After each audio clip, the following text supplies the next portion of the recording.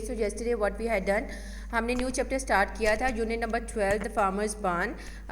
We were on second page number 109 and we were doing Urdu translation. So मैं वहीं से continue करूँगी.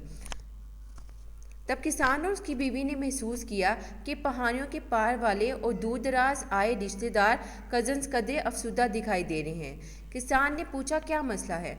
अब किसान ने क्या नोटिस किया और उसकी बीवी ने कि जो दूर दराज से रिश्तेदार जो दावतनामे पे आए थे वो बहुत अफसुदा दिखाई दे रहे थे. तो वो सोचे थे सब तो अपनी पार्टी इंजॉय कर रहे हैं, दावतनामा सब लजीज खाने खा रहे हैं, खुशी का इजहार कर रहे हैं, तो ये क्यों इतने अफसुदा हैं. There must be something wrong with my food, said the farmer's wife, and she tasted a piece of pie to make sure. The food is fine, thank you, the cousins from all over the hills and far away replied quietly, but this year our crops have failed and we have no corn to eat or save in our barn for winter. अब इसमें क्या कह रहे हैं, किसान की बीवी ने कहा ज़रूर मेरे खाने में कोई गड़बड़ होगी.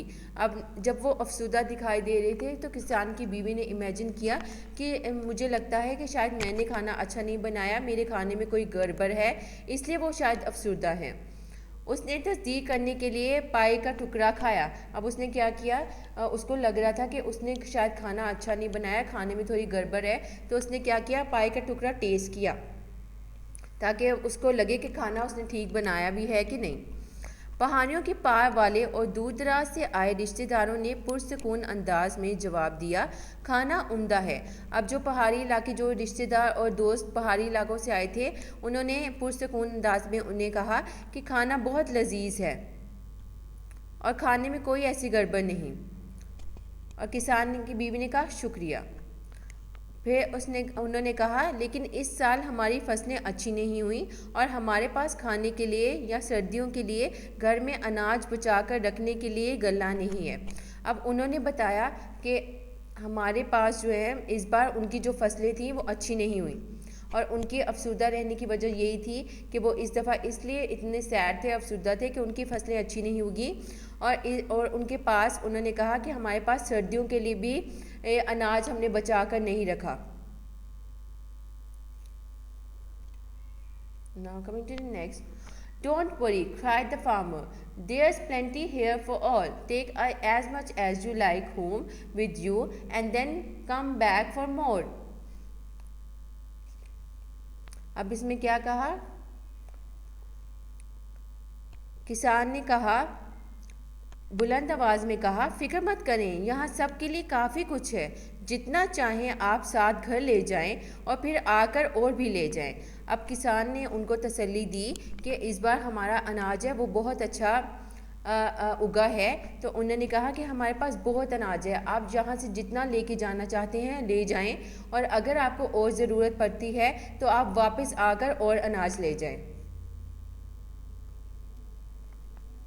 When at last the food was finished and all the pots were cleared away, the cousins from all over the hills and far away took a stroll round the farm.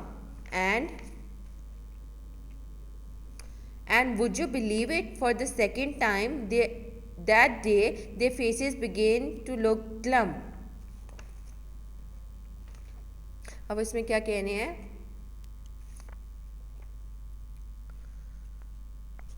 किसान ने बुलंद आवाज़ में जब उनको कहा फ़िक्र नहीं करें, यहाँ सबके लिए काफ़ी कुछ है, जितना चाहें आप लेके जा सकते हैं और आप चाहें तो फिर आकर और ले जाएं. ये सुनकर पहाड़ियों के पार वाले और दूर दराज से आए रिश्तेदार बहुत खुश हुए और दावत का मज़ा लेने लगे. जब उन्होंने ये सुना कि किसान ने उनको कहा है कि आप जितना चाहें अनाज यहाँ से लेके जा सकते हैं और अगर आपको और ज़रूरत पड़ती है तो आप यहाँ से और अनाज लेके भी जा सकते हैं. ये सुनकर वो बहुत ज़्यादा खुश हुए और दावत का मज़ा उठाने लगे.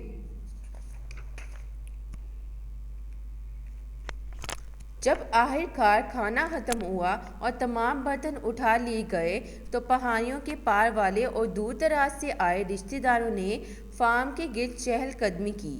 और क्या आप यकीन करेंगे कि उस दिन दूसरी बार उनके चेहरे उदास होना शुरू हो गए. अब क्या किया, अब जब किसान ने उनको तसल्ली दी कि आप जितना चाहें